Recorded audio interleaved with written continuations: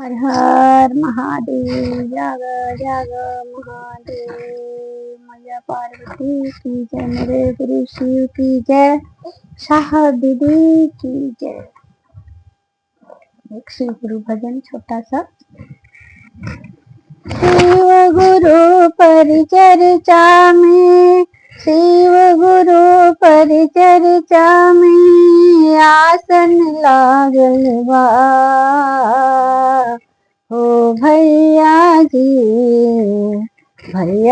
रौरो चली ना हमरो विचार बा। बहनी जी रौरो चली ना हमरो विचार बा। शिव गुरु परिचर्चा में, शिव गुरु परिचर्चा में आसन लागल बा।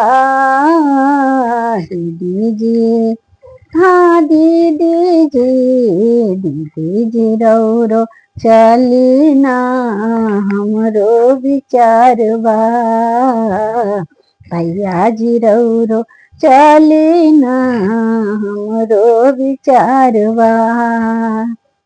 नमवा के अपना घोषणा कराली, नमवा के अपना घोषणा कराली। शिव गुरु के अपन गुरु बना ले, शिव गुरु के अपन गुरु बना ले। जन कल्याणी हवे शिव, घरदानी हवे शिव। आदि गुरु जगत गुरु जानते संसार बा। भैया जी, हाँ दीदी जी, भैया जी रौरो चली ना हमरो विचार बा। दीदी जी रौरो चली ना हमरो विचार बा। शिव गुरु परिचर्चा में, शिव गुरु परिचर्चा में आसन लागल बा। भैया जी, हो भैया जी रौरो चली ना हमरो विचार बा। बहनी जी रौरो चली ना हमरो विचार बा। भैया हरिंदर 3 सूत्र बतौले, साहब हरिंदर 3 सूत्र बतौले। नीलम दीदी सबके रहिया देखौले, नीलम दीदी सबके समझौले। दया मांग चर्चा कर नमः शिवाय प्रणामवा, दया मांग चर्चा कर नमः शिवाय प्रणामवा। यही से आनंद रही हरदम तो हर मनवा, यही से आनंद रही हरदम तो हर मनवा। आई है करे के प्रचार बा, आई है करे के प्रचार बा। भैया जी, हो भैया जी रौरो चली ना हमरो विचार बा। दीदी जी रौरो चली ना हमरो विचार बा। शिव गुरु परिचर्चा में, शिव गुरु परिचर्चा में आसन लागल बा। भैया जी रौरो चली ना हमरो विचार बा। चाची जी रौरो चली ना हमरो विचार बा। अम्मा जी रौरो चली ना हमरो विचार बा। साहब हरिंदर हैं धरती के सनवा, साहब हरिंदर हैं धरती के सनवा। उनके परवाह हम सबके अभिमनवा, उनके परवाह हम सबके अभिमनवा।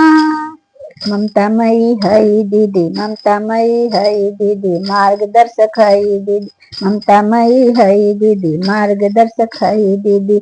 उनके पर एतबार बा, रे उनके पर एतबार बा।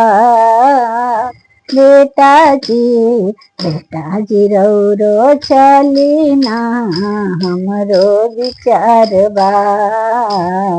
दादी जी रौरो चली ना हमरो विचारवा। शिव गुरु परिचर्चा में, शिव गुरु परिचर्चा में आसन लागल बा। दीदी जी भैया जी रौरो चली ना हमरो विचारवा। दीदी जी रौरो चली ना हमरो विचारवा। इंदु भजनिया के प्रेम से सजवली, इंदु भजनिया के प्रेम से सजवली। शिव गुरु के अपन गुरु बनवली, शिव गुरु के अपन गुरु बनवली। शिव गुरु के हृदय में बसवली।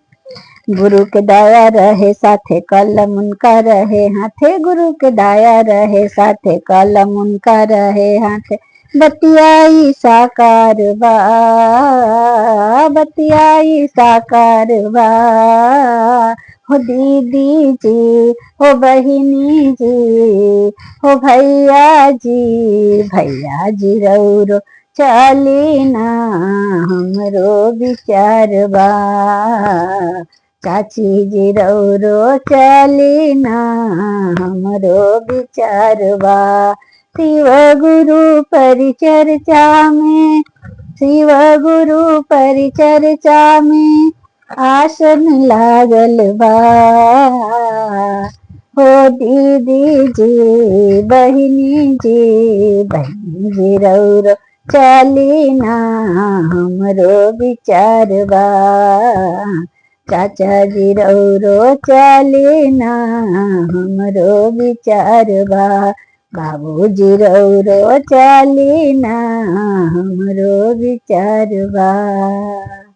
भाभी जी रौरो चली ना हमरो विचारवा।